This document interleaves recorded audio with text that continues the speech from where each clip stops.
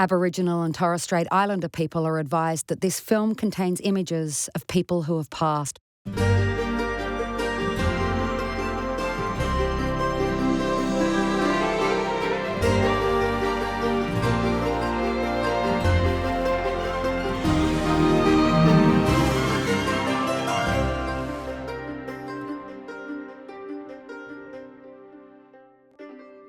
The quest for gold in this remote and arid country would quickly prove to be a dangerous game of chance. As new arrivals rushed in and while fortunes were made, death stalked the goldfields. The shortage of water, coupled with the primitive living conditions of the early prospectors, resulted in epidemics. The disease typhoid, and that killed hundreds and hundreds of people. The lives of Aboriginal people in the region were disrupted by the new arrivals, although we have no way of determining exactly how many died as a result. Of the newcomers, 1 in 10 women died in childbirth, and the harsh conditions meant that a high percentage of children died in infancy. You had all the diseases that we don't see now: polio, scarlet fever, pneumonia would kill children, measles would kill them, all those sorts of diseases. Despair, loneliness, and misfortune prompted suicides, murders, and domestic violence, whereas racial and ethnic divisions would result in workplace tensions and eventually deadly riots. Where beer was cheaper and safer to drink than water, alcoholism was a common cause of death. Drugs such as laudanum, opium, and medicines with cocaine were widely available. As alluvial gold mining gave way to industrialized underground mines, the number and severity of workers' accidents and deaths rose dramatically. The cemeteries became crowded despite the heroic efforts of doctors and nurses such as Dr. Robert Mitchell in Coolgardie and Sisters Mildred and Gertrude in Woolgunji. The two women were members of the Sisters of the People mission. This was just one of several church and charity organisations who sent medical personnel to help the swelling population.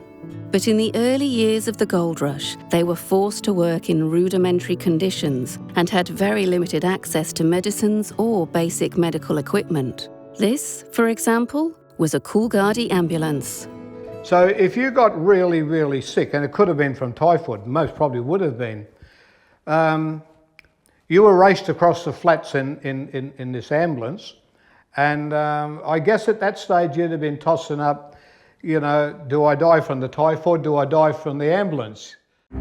The opening of the water pipeline from Perth alleviated threats such as typhoid, but it did nothing to mitigate the psychological effects of both geographic and cultural isolation and the boom-bust emotional roller coaster of many of the gold seekers. As a result, suicide by cyanide or dynamite, both readily available in the mining communities, was regularly reported in the local papers.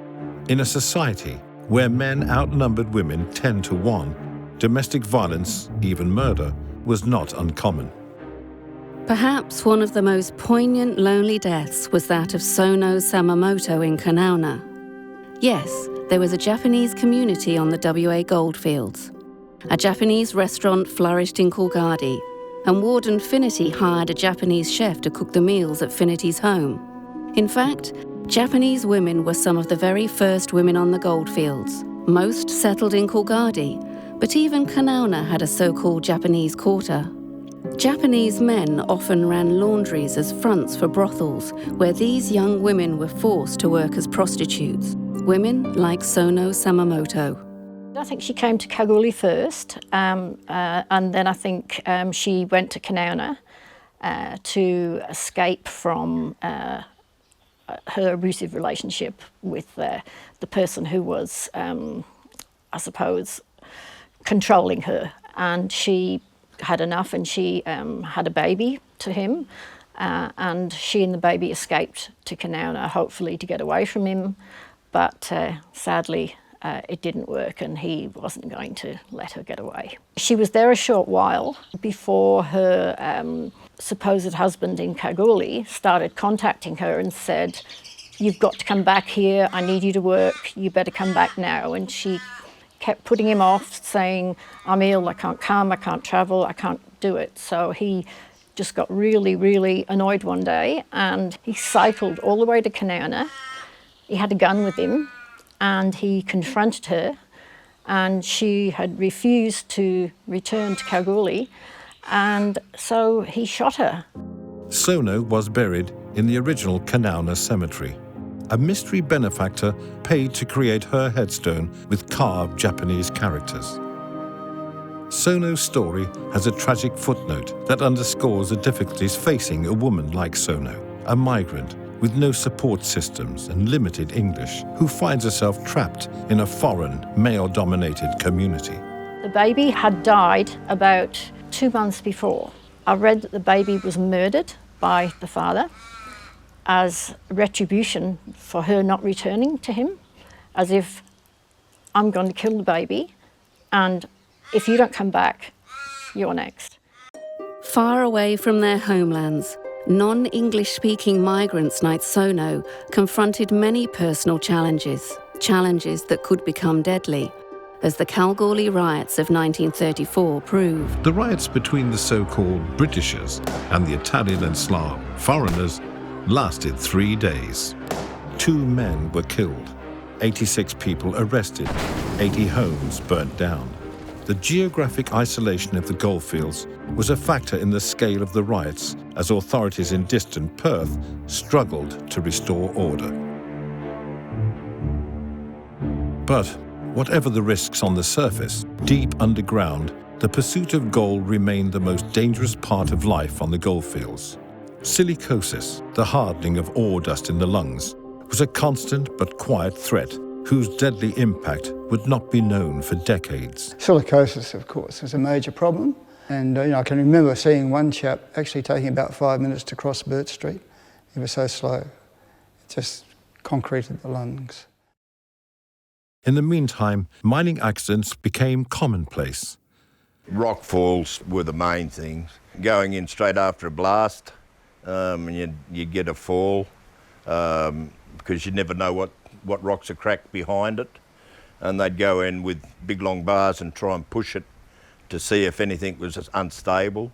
So that was their biggest problem. The graves in town cemeteries and the memorial at the Museum of the Goldfields stand as silent witnesses to the deaths of almost 1,500 miners who have died in the mines since 1892.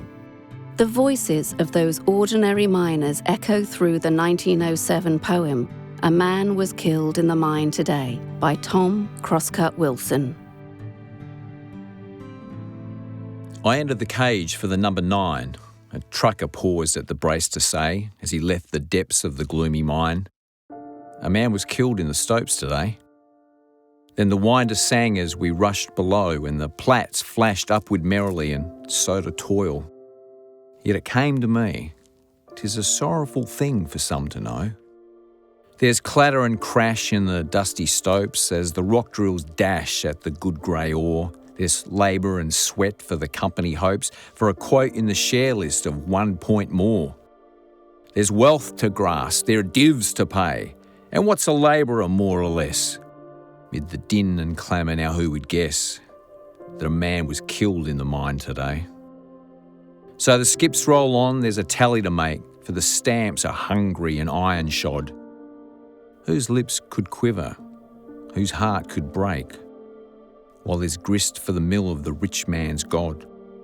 There's a 10-bob wage for the risk he ran, the paltry risk. If he got passed out, 'tis nothing to worry our heads about. He opened a job for a luckier man. He was only a shoveler, put it aside. Where there's gold to win, such things must be. He gave his pound to the rich man's pride. And what is a life? Yet it came to me. There may be someone far away, some soft-eyed woman whose tears would flow and whose cheek would pale if she did but know that a man was killed in the mine today.